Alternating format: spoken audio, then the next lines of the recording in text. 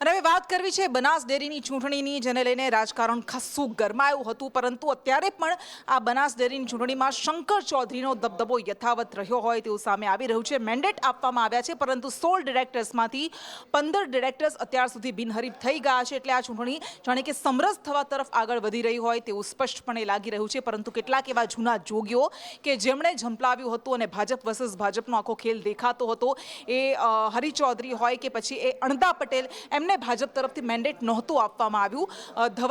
ધવલ જોશી આપણી સાથે જોડાય છે. ધવલ, 15 બેઠકો તો 15 ઉમેદવારો તો બિનહરીફ થઈ ગયા છે. કૃષ્ણા, ચોક્કસથી વાત કરવામાં આવે તો બનાસ ડેરી એશિયાની સૌથી મોટી ડેરી છે અને આ ડેરીની ચૂંટણીને લઈને બનાસકાંઠા જિલ્લાનું રાજકારણ છે તે ગરમાયું હતું. 16 બેઠકો માટેની આ ચૂંટણી હતી, પરંતુ આજે ઉમેદવારી ફોર્મ પરત ખેંચવાનો અંતિમ દિવસ હતો. અંતિમ દિવસે આજે સાંજ સુધીમાં, અત્યાર સુધીમાં 16 બેઠકોમાંથી 15 બેઠકો છે તે બિનહરીફ થઈ ચૂકી છે. માત્ર દાંતા બેઠક એવી છે કે જેની ઉપર 3 ઉમેદવારો છે તે હજુ પણ યથાવત રહ્યા છે. એટલે કે દાંતા બેઠક સિવાય તમામ જે બેઠકો બિનહરીફ થઈ ચૂકી છે. મહત્વની વાત છે કે ભાજપ દ્વારા જે પ્રકારે મેન્ડેટ આપવામાં આવ્યા, પરંતુ આ મેન્ડેટોમાં ક્યાંક ને ક્યાંક જૂથવાદ સર્જાયો હોય તેવા અત્યારે જે તર્ક વિતર્કો છે તે થઈ રહ્યા છે. મહત્વની વાત છે કે પૂર્વ કેન્દ્રીય મંત્રી હરી ચૌધરી, કે જેમને 6 વખત ભાજપમાંથી લોકસભાની ચૂંટણી લડી ચૂક્યા છે, તેવા હરી ચૌધરીનું બનાસ ડેરીમાં મેન્ડેટ કપાયું છે. તો સાથે જ બીજી તરફ કાંકરેજના ભાજપ આગેવાન અને સહકારી આગેવાન અણદા પટેલ, કે જેઓ વર્તમાન બનાસ ડેરીના ડિરેક્ટર હતા, તેમનું પણ મેન્ડેટ કપાયું છે. દિગ્ગજ નેતાઓના મેન્ડેટ કપાતા અત્યારે તેમના જે સમર્થકો છે તેમનામાં ક્યાંક નારાજગી જોવા મળી રહી છે. મહત્વની વાત છે કે બનાસ ડેરી એક તરફ બિનહરીફની જે વાતો કરતી હતી ને તે વાતો અહીંયા સાર્થક થતી જોવા મળી રહી છે. 16 માંથી 15 બેઠકો તે બિનહરીફ થઈ ચૂકી છે. મહત્વની વાત છે કે જે પ્રકારે જે બેઠકો બિનહરીફ થઈ છે ને તેને જોતા અત્યારે શંકર ચૌધરીની પેનલના તમામ જે ઉમેદવારો છે તે બિનહરીફ થઈ ચૂક્યા છે. એટલે કે શંકર ચૌધરી વધુ એક વખત બનાસ ડેરીના ચેરમેન થઈ શકે છે તેવી પ્રબળ શક્યતાઓ છે તે અત્યારે ઊભી થયેલી અહીંયા જોવા મળી રહી છે.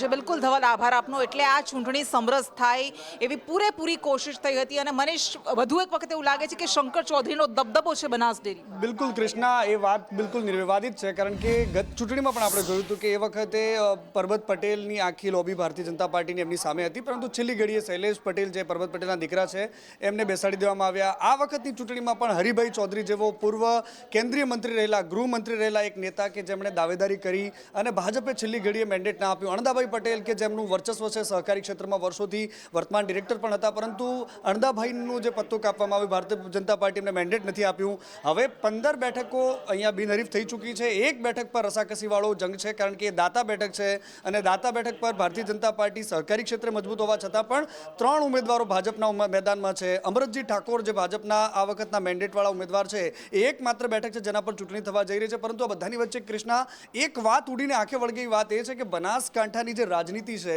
અને એમાં પણ ભારતીય જનતા પાર્ટીમાં કયા પ્રકારે ઉકળતા ચરુ જેવી પરિસ્થિતિ છે એ ઉડીને આંખે વળગી રહી છે. કારણ કે હરિભાઈ ચૌધરીનું જ્યારે દાવેદારી કરવું એ વખતથી સ્પષ્ટ થઈ ગયું હતું કે આ ચૂંટણીમાં ભાજપના જ 2 દિગ્ગજો આમને સામને આવી જશે, પરંતુ હરિભાઈ ચૌધરી સહકારી ક્ષેત્રમાં અને ખાસ કરીને ડેરીના ક્ષેત્રમાં નવા પડતા હતા અને આ વાત ખૂબ જ ભારતીય જનતા પાર્ટીના સહકારી આગેવાનો જે છે સારી રીતે જાણતા હતા. એક આખી પેનલ બની શંકરભાઈ ચૌધરીના ફ્લેવરવાળી, એમના સમર્થનવાળી, અને બીજી બાજુ જે ઉમેદવારો રહ્યા હતા એ પડદા પાછળના સપોર્ટમાં ભાજપના જ મોટા નેતાઓ હોવાની વાત સામે આવી. પરંતુ એમનું ધીરે ધીરે પત્તો કપાઈ જવું અથવા તો કોઈ પણ રીતે માની જવું અને છેલ્લી ઘડીએ જે ઉમેદવારો મેદાનમાં રહ્યા, બધાની વચ્ચે જોઈતારામ પટેલ, જે ધાનેરાની બેઠકથી હમણાં સુધી કોંગ્રેસના નેતા રહ્યા, ધારાસભ્ય રહ્યા, પરંતુ થોડા સમય પહેલા ભાજપમાં આવ્યા હતા. અત્યારે એમને ભાજપ મેન્ડેટ આપ્યું છે, પરંતુ હવે જોવાનું રહેશે કે શંકરભાઈ ફરીથી બનાસ ડેરીની કમાન ક્યારે સંભાળે છે, વિધિવત રીતે એમની ક્યારે જાહેરાત થાય છે. બિલકુલ આભાર આપનો. અને હવે વાત કરવી છે ચોમાસાની, જે વિદાય લેતા પહેલા પણ ધડબડાટી બોલાવી રહ્યું છે. ગુજરાતમાં જોરદાર બેટિંગ કરી રહ્યું છે. એ ગઈકાલે પણ આપણે જોયું હતું કે ગુજરાતના મોટા ભાગના, એ દક્ષિણ ગુજરાત હોય કે પછી ઉત્તર ગુજરાત હોય, એ જિલ્લાઓને ગમરોળ્યા હતા. અને આ દ્રશ્યો આપણે બતાવી રહ્યા છે, આ 20 તસવીરો, એ સૌરાષ્ટ્રના ગીર સોમનાથ, કેશોદ થી માંડીને દ્વારકા, જામનગર, આ બધા જ એ પંથકો છે કે જ્યાં ભારે વરસાદ વરસ્યો હતો, જળાશયો છલકાયા હતા, નદીઓ ગાંડી તૂર બનીને વહેવા લાગી હતી. Vadia dam, Raval dam overflow થયા છે. તો કચ્છમાં પણ ભારે વરસાદ વરસ્યો અને પરિણામે ગરબા પંડાલોમાં પાણી ફરી વળતા ખેલૈયાઓ નિરાશ થયા હતા. સૂત્રાપાડામાં પણ ખાસો વરસાદ વરસ્યો અને ખેડૂતો ફરી એક વખત કપાળે હાથ દઈને બેસવા માટે મજબૂર બન્યા છે. ખૂબ મોટું નુકસાન જશે એવી ભીતિ સેવાઈ રહી છે.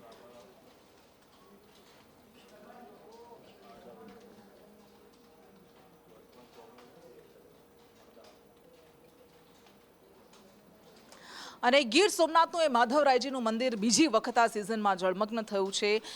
આ પહેલાં પણ આપણે જોયું હતું સરસ્વતી નદીના કિનારે આવેલું અત્યંત આ પ્રાચીન મંદિર એ વધુ એક વખત જળમગ્ન બન્યું કારણ કે ગીર સોમનાથમાં ભારે વરસાદ ખાબક્યો તો તાલાલામાં પણ ભારે વરસાદને કારણે સ્થાનિક નદીઓમાં ઘોડાપૂર આવ્યા. જિલ્લામાં ગઈકાલથી જ મેઘરાજાએ ફરી શાનદાર ઇનિંગ શરૂ કરી છે અને શ્રીકાર વરસાદના પગલે નદી નાળાઓ છલકી રહ્યા છે. આ જે દ્રશ્ય નિહાળી રહ્યા છો તે પ્રસિદ્ધ પ્રાચી તીર્થના ભગવાન માધવરાય મંદિરના દ્રશ્ય છે. માધવરાય ભગવાનનું મંદિર છે આજે ફરી વધુ એકવાર જળમગ્ન બન્યું છે. આ દ્રશ્ય માધવરાય ભગવાનના જે મંદિરના દ્રશ્ય છે અને મંદિર છે તે હાલ જળમગ્ન બન્યું છે. મંદિરના મહંત યુવરાજ બાપુ સંદેશ ન્યૂઝ સાથે જોડાયા છે. આપણે એમની સાથે સંવાદ કરીશું. મારા શું કહેશો, આપણું જે મંદિર છે માધવરાય ફરી જળમગ્ન બન્યા છે, શું આખી વાત? જય માધવરાય. હું યુવરાજ બાપુ માધવરાયજી મહંત શ્રી પ્રાચી તીર્થ. આપ જે દ્રશ્ય નિહાળી રહ્યા છો તે પ્રસિદ્ધ પ્રાચી તીર્થના મેન મંદિર એટલે શ્રી માધવરાયજી પ્રભુ અને શ્રી લક્ષ્મીજી મંદિર અત્યારે એમ માનો કે 12 થી 15 ફૂટ પાણીની અંદર જળમગ્ન છે. સૂર્યનારાયણ ભગવાનની સામે 450 ડગલાનો આ નદી આહવાન કરે છે. પ્રાચી તીર્થને આખી પ્રદક્ષિણા કરીને આ નદી છે એ ત્રિવેણી નદીને સંગમમાં ભળે છે. એટલે આ કહેવાય છે 100 વાર કાશી ને 1 વાર પ્રાચી. આજે નોરતાના દિવસો ચાલે છે, એમાં વરસાદ ખૂબ જ વરસો છે. ગઈકાલનો વરસાદ ભારે વરસાદ પડ્યો છે, એના કારણે સરસ્વતી નદીમાં ઘોડાપૂર આવ્યું છે. ચોક્કસથી તો જે પ્રાચી તીર્થનું પ્રસિદ્ધ માધવરાય ભગવાનનું જે મંદિર છે કહી શકાય કે પ્રથમ વખત એવું બન્યું છે કે નવલા નોરતા માતાજીની આરાધના ચાલી રહી હોય ને આસો મહિનામાં માધવરાય ભગવાન છે તે જળમગ્ન બન્યા છે. રાકેશ આહિર, સંદેશ ન્યૂઝ, ગીર સોમનાથ. અને વધુ એક વખત પ્રશાસનની બેદરકારીને કારણે લોકોએ ભોગવવાનો વારો આવ્યો છે કારણ કે એવા કેટલાક વિસ્તારો કે જ્યાં વ્યવસ્થાનો અભાવ છે અને પરિણામે પાણી ભરાઈ જાય છે. એ દિવસો વીતવા છતાં પણ પાણી ઓસરતા નથી. કંઈક આવી જ હાલત જામનગરના વોર્ડ નંબર 1ની થઈ છે. અહીંયા વરસાદ વરસ્યો, પાણી ભરાઈ ગયા અને વધુ એક વખત લોકો આ પાણી વચ્ચે જિંદગી જીવવા માટે મજબૂર બન્યા છે. જામનગરના જે વોર્ડ નંબર 1નો જે બેડેશ્વર વિસ્તાર છે ત્યાં પાછળ વૈશાલી નગર આવેલું છે. આ વૈશાલી નગરમાં ગઈકાલે રેલવેનું કામકાજ ચાલી રહ્યું છે, જેને હિસાબે પાણીનો નિકાલ ન થતા હાલ તો આ સમગ્ર વિસ્તાર છે તે પાણી થઈ શક્યું છે. તમે જોઈ શકો છો કે હાલ અત્યારે જે વૈશાલી નગર છે જેમાં 80 જેટલા મકાનો છે તે પાણી થઈ ગયું છે. લોકો હાલ અત્યારે પાણીમાંથી જવા મજબૂર બન્યા છે. તમે જોઈ શકો છો કે હાલ અત્યારે નાના બાળકો છે, આ વિસ્તાર નાનકડો છે જાણે કે સ્વિમિંગ પુલ બની ગયો હોય. લોકો ગોઠણસમા પાણીમાં અત્યારે ચાલવા મજબૂર બન્યા છે. લોકોની ઘર વકરીને નુકસાન થયું છે. ત્યારે આપણી સાથે કેટલાક સ્થાનિકો છે તેને વાત કરશે. શું કહેવા માંગો છો બેન, કઈ રીતે વરસાદના કારણે પાણી ભરાણું છે, શું કહેશો? આ રેલવેનો કામ ચાલુ છે ને ભાઈ, એના માટે પાણી ભરાઈ ગયો છે. 3 વાગ્યા અમે એમ છે, બાકી આ નથી ખાવા પીવાનો કાંઈ નથી. અમારા ગોધરા તણાઈ ગયા, કપડા તણાઈ ગયા, બધા એમને અમારા છોકરાની હાલત જોઈ લે. તમને સવારમાં અમને નાસ્તો નથી જડ્યો. અહીંયાના કોઈ અધિકારી અહીંયા માણસોની ખબર પૂછવા નથી આવતા. પાણી ગોઠણથી ઉપર પાણી છે, રાતના તો ઓવરફ્લો પાણી. અને ગુજરાત માટે નવરાત્રીનો તહેવાર અત્યંત ખાસ હોય છે. આખું વર્ષ આ 9 દિવસ માટે રાહ જોવાતી હોય છે, પરંતુ આ 9 દિવસમાં 7મા દિવસે જ વરસાદ વિલન બનીને આવ્યો અને 8મા દિવસે પણ વરસાદ વિલન બની શકે એવી સંભાવના છે. પરંતુ અલગ અલગ દ્રશ્યો આપણે બતાવી રહ્યા છે કે વરસાદને કારણે ગરબા ગ્રાઉન્ડ્સમાં પાણી ફરી વળ્યા. ગઈકાલે તો ખેલૈયાઓ નહોતા જ રમી શક્યા અને આજે પણ એવા કેટલાય ગ્રાઉન્ડ્સ છે કે જ્યાં હજુ પણ પાણી ભરાયેલા છે. આ ગ્રાઉન્ડ્સને સાફ કરવામાં આવી રહ્યા છે. કચ્છના ગરબા પંડાલો હોય કે પછી અમદાવાદના મોટા ગરબા ગ્રાઉન્ડ્સ હોય, સુરત, દ્વારકા, બધી જગ્યાએ એક સરખી હાલત છે. ત્યારે ગરબા ગ્રાઉન્ડ્સમાં પાણી ફરી વળેલા છે. પરંતુ આજે જે રીતે એક વાતાવરણ છે અને ફોરકાસ્ટ પણ કહી રહ્યું છે કે આજે વરસાદની નહીવત શક્યતા છે, ત્યારે ગ્રાઉન્ડના કવર ખોલી નાખવામાં આવે છે અને ગ્રાઉન્ડની કામગીરી હવે શરૂ કરી રહ્યા છે. અને લગભગ એવું સમજો કે 3 થી 4 વાગ્યા સુધીની અંદર ગ્રાઉન્ડની કાર્યવાહી પૂર્ણ કરવામાં આવશે અને ગ્રાઉન્ડને સંપૂર્ણ ગરબા રમવા માટે સજ્જ કરવામાં આવશે.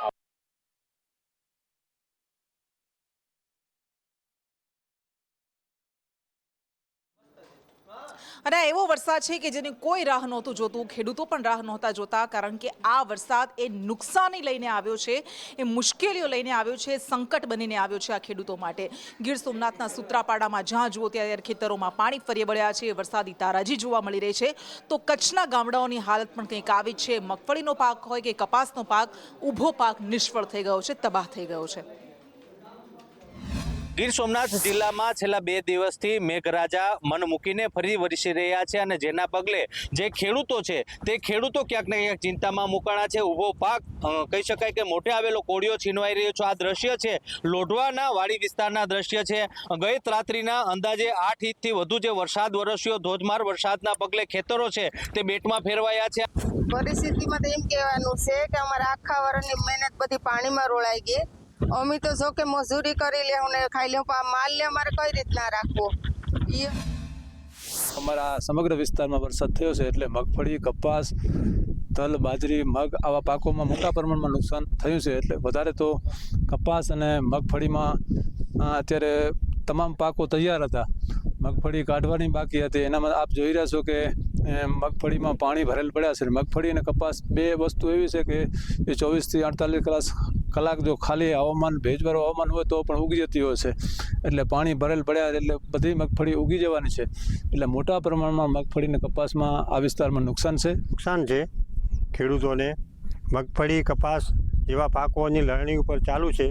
તો એના ઉપર ગઈ રાતે જે 2 થી 2.5 ઇંચ વરસાદ જે રાત્રે પડી ગયો છે એના ઉપર આપ જોઈ શકો છો કે ખેતરોમાં પાણી ભરેલા પડ્યા છે અને એની ક્વોલિટીમાં પણ ઘણો ફરક પડી જશે. જે આજે વેપારી લેવા આવશે તો એની ક્વોલિટી બહુ નબળી થઈ જશે વરસાદને કારણે. તો પણ ખેડૂતને કોઈ રીતે પોસાય એવું નહીં રહે. તો પાકમાં તો કહેવા જઈએ તો સમજી લો ને 90% જેવું અત્યારે નુકસાન જ છે એમ. તો બંગાળની ખાડીમાં સર્જાયેલી આ સાયક્લોનિક સર્ક્યુલેશન સિસ્ટમ એ સંકટ બનીને આવી છે ગુજરાતના માથે. અને હજુ પણ 2 ઓક્ટોબર સુધી ગુજરાતમાં ક્યાંક ભારે વરસાદની આગાહી કરવામાં આવી છે. ખાસ કરીને દક્ષિણ ગુજરાત, સૌરાષ્ટ્ર અને કચ્છના પંથકોને આ વરસાદ ભારે ગમરોળશે તેવી આગાહી છે. आज की 29 सितंबर से लेकर 5 अक्टूबर तक इसमें हल्का से मध्यम बरसात का संभावना रहेगा. और जो heavy rainfall warning Gujarat region में दिया गया है और सौराष्ट्र कच्छ रीजन में हेवी रेनफॉल वार्निंग दिया गया है. आज के लिए heavy to very heavy with extremely heavy rainfall isolated places में रेड वार्निंग के साथ दिया गया है. और कल के लिए मतलब 30 सितंबर के लिए heavy to very heavy rainfall का वार्निंग दिया गया है थंडरस्टॉर्म के साथ. आज जो गुजरात रीजन में हेवी रेनफॉल वार्निंग दिया गया है इसमें भरूच, सूरत, नवसारी, वलसाड, डांग, तापी, नवसारी, देन वलसाड, दमन दादरा नगर हवेली के लिए दिया गया है. અને વાત કરવી છે કચ્છની, જે એક સમયે એક ટીપા પાણી માટે તરસતું હતું, પરંતુ છેલ્લા 1 દાયકાથી જે પેટર્ન ચેન્જ થઈ, બદલાવ આવ્યો અને પરિણામે કચ્છમાં મુશળધાર વરસાદ ખાબકી રહ્યો છે. અને હવે જતાં જતાં પણ કચ્છને વરસાદ ગમરોળી રહ્યો છે. સતત બીજા દિવસે કચ્છના માંડવીના ગ્રામ્ય પંથકોમાં મુશળધાર વરસાદ વરસ્યો. અને બીજી બાજુ આ સિસ્ટમ સક્રિય થઈ, વાવાઝોડું ફૂંકાયું અને માછીમારોને દરિયો ન ખેડવાની સૂચના આપવામાં આવી છે. હજુ પણ વાતાવરણ ખરાબ રહેવાનું છે, હજુ પણ આબોહવા ખરાબ રહેશે અને પરિણામે માછીમારોને સતર્કતાના ભાગરૂપે દરિયામાં ન જવાના આદેશ આપવામાં આવ્યા છે. ત્યારે માછીમારો કહી રહ્યા છે કે આના કારણે અમારે ખૂબ મોટું નુકસાન જશે. આ પ્રતિબંધને કારણે અમને નુકસાન જશે, કારણ કે અત્યારે બોટ લાંગરવામાં પણ તેમને તકલીફ પડી રહી છે.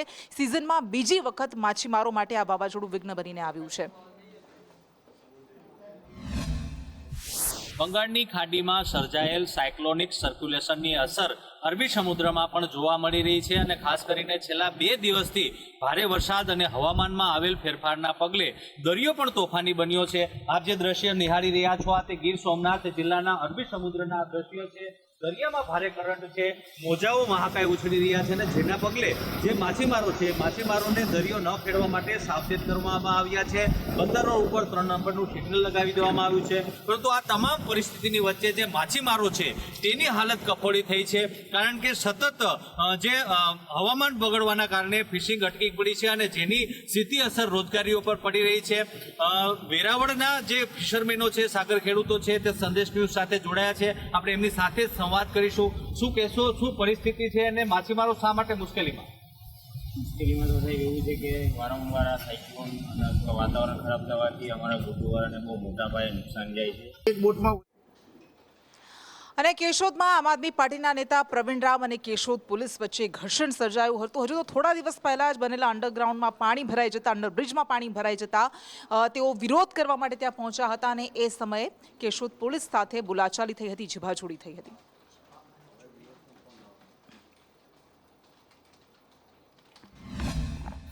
કેશોદ અંડરબ્રિજમાં સામાન્ય વરસાદમાં પાણી ભરાઈ જતાં આજે અમે અંદર હુડકું લઈ અને એક સાંકેતિક વિરોધ દર્શાવ્યો હતો. આ એટલા માટે કે પાણી તો માની શકે કે ભરાઈ જાય, પણ સામાન્ય વરસાદમાં ભરાઈ ગયો. અંદર પાણીને કાઢવા માટેની મોટરો બંધ હતી.